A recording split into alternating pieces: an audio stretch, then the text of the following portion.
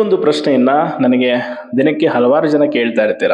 So ಏನು ಅಂತಂದ್ರೆ notification related ಒಂದು ಎಕ್ಸ್ಪೆಕ್ಟೆಡ್ ಅಂದಾಜು ಇಷ್ಟು ಕಾಲಮಿತಿ ಅಂತೇಳಿ ಒಂದು ಹೇಳಿ ಯಾವ ಟೈಮಿಗೆ ಏನಾಗುವ ಒಂದು ನಿಮಗಿರುವಂಥ ಒಂದು ಮಾಹಿತಿ ಪ್ರಕಾರ ಅಂತ ತುಂಬ ಜನ ಕೇಳ್ತಾ ಇರ್ತೀರ.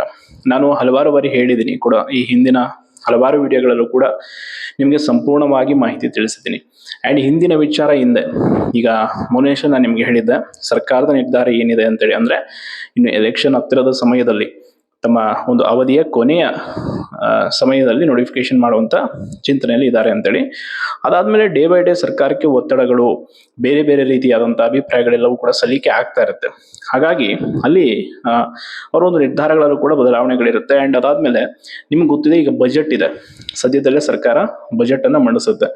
ಸೊ ಅದು ಬಜೆಟ್ಟು ಮತ್ತು ಮುಂಬರುವಂಥ ಚುನಾವಣೆಗಳು, ಅಂದರೆ ಈಗೇನು ಗ್ರಾಮ ಪಂಚಾಯತ್, ಜಿಲ್ಲಾ ಪಂಚಾಯತ್ ಚುನಾವಣೆ ಇದೆ, ಸೊ ಅದನ್ನು ಗಮನದಲ್ಲಿ ಇಟ್ಕೊಂಡು ನಿಮಗೆ ಹೆಲ್ಪ್ ಆಗಲಿ ಅಂತೇಳಿ ಹಾಗೇನು ಹೇಳ್ತಾ ಇದ್ದೀನಿ, ನಿಮಗೆ ಹೆಲ್ಪ್ ಆಗಲಿ, ಯಾರು ಸೀರಿಯಸ್ ಆಗಿ ಎಕ್ಸಾಮ್ಗಳಿಗೆ ತಯಾರಿ ಮಾಡ್ತಾ ಇದ್ದೀರಾ, ಸೊ ನಿಮಗೆ ಹೆಲ್ಪ್ ಆಗಲಿ ಅಂತ ಒಂದು ಅಂದಾಜು ಒಂದು ಯಾವಾಗ ಆಗ್ಬೋದು ಎಕ್ಸ್ಪೆಕ್ಟೇಷನ್ ಅಂತೇಳಿ ನಾನು ನಿಮಗೆ ಸರಿಯಾಗಿ ತಿಳಿಸ್ತೀನಿ.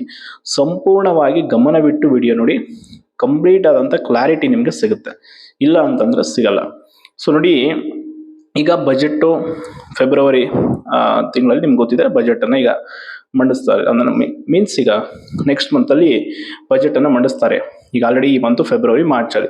ಸೊ ಇನ್ನೊಂದು ಮಾರ್ಚ್ 2ನೇ ತಾರೀಕು ಕೋರ್ಟ್ ವಿಚಾರಣೆ ಇದೆ. ಸೊ ಮಾರ್ಚ್ 2ನೇ ತಾರೀಕು ಇರುವಂಥ ಕೋರ್ಟ್ ವಿಚಾರಣೆ ಮತ್ತು ಮುಂಬರುವಂಥ ಗ್ರಾಮ ಪಂಚಾಯತ್ ಚುನಾವಣೆಗಳು ಎಲ್ಲವನ್ನ ಲೆಕ್ಕದಲ್ಲಿ ಇಟ್ಕೊಂಡು ಒಂದು ರೆಡಿ ಮಾಡಿರುವಂಥ ಅಂದಾಜು ಸಮಯದ ಚೌಕಟ್ಟಲ್ಲಿ ಹೇಳೋದಾದರೆ ನೋಡಿ, ನೆಕ್ಸ್ಟು ಸರ್ಕಾರದ ಒಂದು ನಿರ್ಧಾರ ಇದೆ. ಈಗ ಬರುವಂಥ ಬಜೆಟಲ್ಲಿ ಖಾಲಿ ಇರುವಂಥ ಹುದ್ದೆಗಳು ಯಾವ್ಯಾವುದೆಲ್ಲ, ಈಗ ಇಲಾಖೆಗಳಲ್ಲಿ ಹೆಚ್ಚೆಚ್ಚು ಹುದ್ದೆಗಳು ಖಾಲಿ ಇದೆ.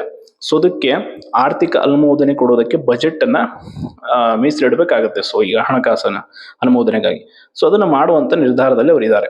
ಅದಾದಮೇಲೆ ಇನ್ನು ಒಳ ಮೀಸಲಾತಿದು.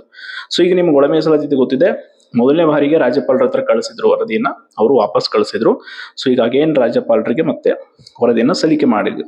ಈಗ ಅಡ್ವೊಕೇಟ್ ಜನರಲ್ ಅವರು 14 ಪುಟಗಳ ವಿವರಣೆಯ ಒಂದು ಕಂಪ್ಲೀಟ್ ಆದಂಥ ಮತ್ತೊಂದು ರಿಪೋರ್ಟನ್ನು ರೆಡಿ ಮಾಡಿ ಕಳಿಸಿದ್ದಾರೆ. ಸೊ ಈಗ ಅದು ಫೆಬ್ರವರಿ ಕೊನೆಯ ವಾರದೊಳಗೆ, ಅಂದರೆ ಈ ತಿಂಗಳ ಕೊನೆಯ ವಾರದೊಳಗೆ ರಾಜ್ಯಪಾಲರಿಂದ ಒಂದು ಅಂತಿಮ ತೀರ್ಮಾನವನ್ನು ನಾವಿಲ್ಲಿ ನಿರೀಕ್ಷೆ ಮಾಡ್ಬೋದು. ಅಂದರೆ ಒಳ ಮೀಸಲಾತಿ ರಿಲೇಟೆಡ್ ನೋಡಿ, ಫಸ್ಟ್ ಒನ್ನು ಬಜೆಟಲ್ಲಿ ಸರ್ಕಾರ ಹಣವನ್ನು ಮೀಸಲಿಡೋದಕ್ಕೆ ಸಿದ್ಧವಿದೆ ಅನ್ನುವಂಥದ್ದು ಒಂದು ಮಾಹಿತಿ.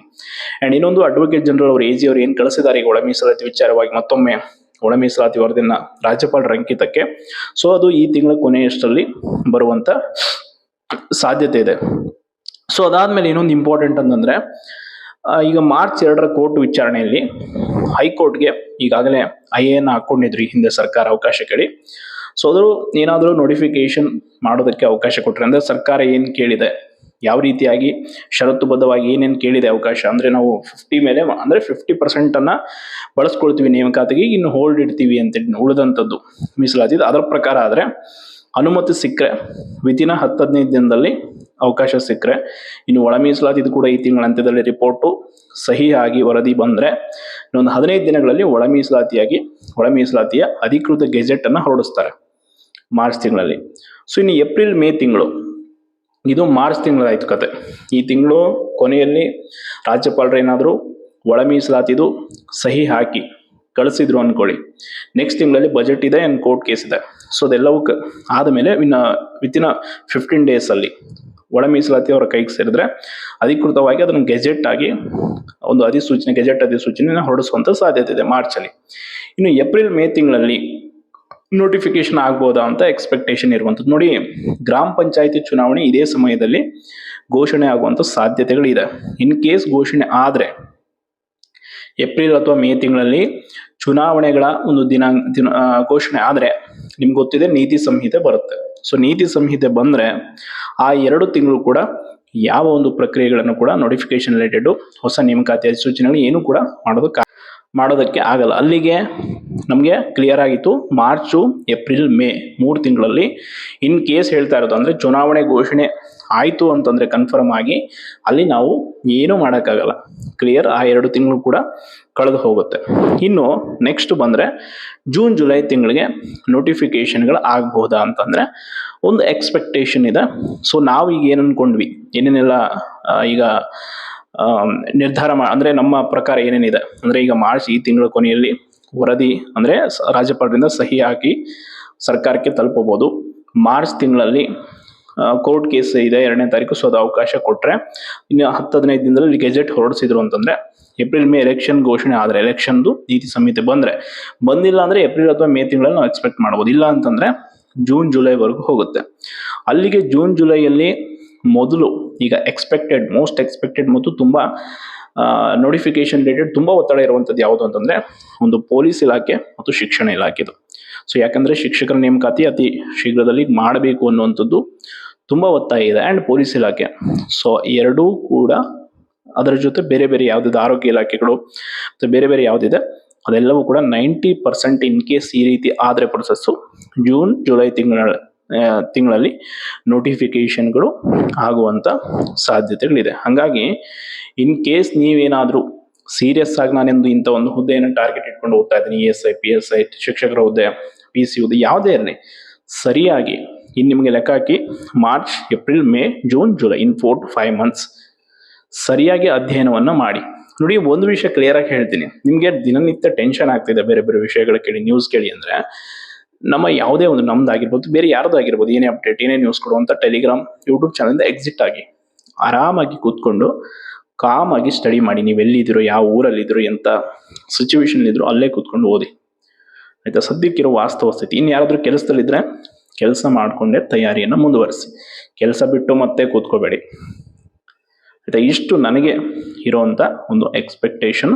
ಸೊ ನನಗಿರುವಂಥ ಮಾಹಿತಿಯ ಅನುಸಾರ ನಿಮಗೆ ಸಂಪೂರ್ಣವಾಗಿ ತಿಳಿಸಿದ್ದೀನಿ. ನೋಡಿ, ಮಾರ್ಚ್ ತಿಂಗಳಲ್ಲಿ ತುಂಬ ಜನ ದಿನ ಕೇಳ್ತಾ ಇದ್ರಿ ನೋಟಿಫಿಕೇಶನ್ ರಿಲೇಟೆಡ್ ಒಂದು ಎಕ್ಸ್ಪೆಕ್ಟೆಡ್ ಹೇಳಿ, ಏನಾಗುತ್ತೆ ಏನು, ನಮಗೆ ತುಂಬ ಟೆನ್ಷನ್ ಓದಬೇಕು ಅಂತ. ಸೊ ಅದಕ್ಕೆ ಈ ಮಾಹಿತಿ ಕೊಟ್ಟಿದ್ದೀನಿ. ಇದನ್ನು ಸರಿಯಾಗಿ ಅರ್ಥೈಸ್ಕೊಂಡವರು ನಿಮ್ಮ ತಯಾರಿಯನ್ನು ಚೆನ್ನಾಗಿ ಮುಂದುವರಿಸಿ. ನೋಟಿಫಿಕೇಶನ್ ಆದಮೇಲೆ ಓದ್ತೀನಿ ಆಮೇಲೆ ನೋಡ್ಕೊಳ್ಳೋಣ ಅಂದರೆ ಆಗಲ್ಲ. ಕೆಲಸ ಸಮಯ ಇದ್ದಾಗಲೇ ಸರಿಯಾದ ಸದ್ಬಳಕೆಯನ್ನು ನೀವು ಮಾಡಿಕೊಳ್ಬೇಕಾಗತ್ತೆ. ಅಗೇನ್ ಆ್ಯಂಡ್ ಅಗೇನ್ ಟೈಮ್ ಸಿಗಲ್ಲ. ನೋಟಿಫಿಕೇಶನ್ ಆದಮೇಲೆ ಆಮೇಲೆ ಅವಕಾಶ ಕಳ್ಕೊಂಡ್ಮೇಲೆ ಆಗಲಿಲ್ಲ, ನಾನು ಅವಾಗ ತಯಾರಿ ಮಾಡಲಿಲ್ಲ, ಅವರಿಂದ ಆಯಿತು ಇವರಿಂದ ಆಯಿತು ಬ್ಲೇಮ್ ಮಾಡೋದಲ್ಲ. ನಿಮ್ಮ ತಯಾರಿಯನ್ನು ನೀವು ಮಾಡಿಕೊಂಡು ಸಿದ್ಧವಾಗಿದ್ದರೆ ನೋಟಿಫಿಕೇಶನ್ ಯಾವಾಗಾದರೂ ಬಿಡಲಿ, ಪರೀಕ್ಷೆ ಯಾವಾಗಾದರೂ ಮಾಡಿ. ಏಜ್ ಇದ್ದವ್ರಿಗೆ ಹೇಳ್ತಾ ಇರೋದು, ಏಜ್ ಕೊನೆಯಲ್ಲಿರೋಂಥವ್ರು ಆರಾಮಾಗಿ ಕೆಲಸ ಮಾಡ್ಕೊಂಡು ಓದಿ. ನಮ್ಗೆ ಇನ್ನು ಈಗ ಪದವಿ ಮುಗಿಸಿ ಕೆಲವರು ಕಾಂಪಿಟೇಟಿವ್ ಫೀಲ್ಡಿಗೆ ಬಂದಿರ್ತಾರೆ. ಸೊ ಅಂಥವ್ರಿಗೆ ಗೋಲ್ಡನ್ ಆಪರ್ಚುನಿಟಿ ಇದೆ ಈ ಸಲ. ಎಲ್ಲೂ ಹೋಗೋಕ್ಕಾಗಲ್ಲ, ಸರ್ಕಾರ ನೋಟಿಫಿಕೇಶನ್ ಮಾಡಿದೆ, ಎಲೆಕ್ಷನ್ ಇದೆ, ಅವ್ರಿಗೂ ಗೊತ್ತು, ಮಾಡಬೇಕೀಗ, ಆ ಒತ್ತಡದಲ್ಲಿ ಇದ್ದಾರೆ. ಸೊ ಅದಕ್ಕೆ ಇಷ್ಟಂತೂ ನನಗಿರುವಂಥ ಮಾಹಿತಿ. ಮಾರ್ಚ್ ತಿಂಗಳಿಂದ ಏಪ್ರಿಲ್ ಮೇ ಜೂನ್ ಜುಲೈ ಈ ತಿಂಗಳಲ್ಲಿ ಏನೇನು ಪ್ರೊಸೆಸ್ ಆಗ್ಬೋದು. ಆದರೆ ಈ ಎಲ್ಲ ಪ್ರೊಸೆಸ್ ಅನ್ಕೊಂಡಂಗೆ ಆದರೆ ಕೋರ್ಟ್ದಿರ್ಬೋದು, ಒಳ ಮೀಸಲಾತಿದಿರ್ಬೋದು ಆ್ಯಂಡ್ ಬಜೆಟ್ದಿರ್ಬೋದು, ಇಷ್ಟು ಆದರೆ sure notification, no doubt at all, doubt ಪಡುವಂಥದ್ದೇ ಇಲ್ಲ. ಸೊ ನೋಡಿ, ಇಷ್ಟು ಮಾಹಿತಿ ಇದೆ, ದಿನೇ ಕೇಳ್ತಾ ಇರ್ತೀರ, ಅದಕ್ಕೆ ನಾನು ಕ್ಲಿಯರಾಗಿ ಹೇಳಿಬಿಟ್ಟಿದ್ದೀನಿ. ಈ ವಿಷಯ ನಿಮ್ಮ ಜೊತೆ ನಿಮ್ಮ ಸ್ನೇಹಿತರು ಯಾರು ಇದ್ದಾರೆ ಅವ್ರಿಗೂ ಹಂಚ್ಕೊಳ್ಳಿ. ಈ ಒಂದು ಮಾಹಿತಿ ನಿಮಗೆ ಇನ್ನೂ ಹೆಚ್ಚುವರಿ ಇದ್ರ ಬಗ್ಗೆ ಮಾಹಿತಿ ಬೇಕು ಅಂದರೆ ನಮ್ಮ ಟೆಲಿಗ್ರಾಮ್ ಚಾನಲ್ ಲಿಂಕನ್ನು ಕಮೆಂಟ್ ಬಾಕ್ಸಲ್ಲಿ ಪಿನ್ ಮಾಡಿರ್ತೀನಿ. ಸೊ ಜಾಯ್ನ್ ಆಗಿ, ಅಲ್ಲಿ ನಿಮಗೆ ಡೀಟೇಲ್ಡ್ ಆಗಿ ಇದ್ರ ಬಗ್ಗೆ ವಿತ್ ಪ್ರೂಫ್ ಏನೇನಿದೆ ಮಾಹಿತಿ ಬಗ್ಗೆ ಅನ್ನೋದನ್ನು ಹಾಕಿರ್ತೀನಿ. ಡೋಂಟ್ ವರಿ, ನಾನು ಯಾವುದೇ ವಿಷಯಗಳು ಸಂಪೂರ್ಣ ಸ್ಪಷ್ಟತೆ ಇಲ್ಲದೆ ತಿಳಿಸೋಲ್ಲ. ನಿಮಗೆ ತಿಳಿಸಿದ್ದೀನಿ ಅಂದರೆ ಆ ವಿಷಯಕ್ಕೆ ಸಂಬಂಧಪಟ್ಟಾಗಿ ರಿಸರ್ಚ್ ಮಾಡಿ ಆ ಮಾಹಿತಿಯನ್ನು ಕಲೆ ಹಾಕಿ ನಿಮ್ಗೆ ತಿಳಿಸ್ತೀನಿ. VAOದು ಕೂಡ ಅಷ್ಟೇ, ಇನ್ನು 2 ದಿನದಲ್ಲಿ ಅಂತ ನಿನ್ನನ್ನು ಹೇಳಿದ್ದೀನಿ ನಾನು. ಇನ್ 2 ಡೇಸಲ್ಲಿ ನಿಮಗೆ ಕನ್ಫರ್ಮ್ ಆಗಿ ನೋಟಿಫಿಕೇಶನ್ ರಿಲೇಟೆಡು ಮಾಹಿತಿ ಸಿಗುತ್ತೆ. ಅಧಿಕೃತವಾಗಿ ನಾನು ಅದನ್ನು ಪಡ್ಕೊಳ್ತೀನಿ ಮಾಹಿತಿಯನ್ನು. ಸೊ ಅಲ್ಲಿವರೆಗೂ ವೇಟ್ ಮಾಡಿ. ಈ ಮಾಹಿತಿ ಹೆಲ್ಪ್ಫುಲ್ ಆಗಿದೆ ಅಂದ್ಕೊಳ್ತೀನಿ. ಯಾರು ನಿಮ್ಮ ಚಾನಲ್ಗೆ ಸಬ್ಸ್ಕ್ರೈಬ್ ಮಾಡಿಲ್ಲ, ಸಬ್ಸ್ಕ್ರೈಬ್ ಮಾಡಿ. ಧನ್ಯವಾದಗಳು.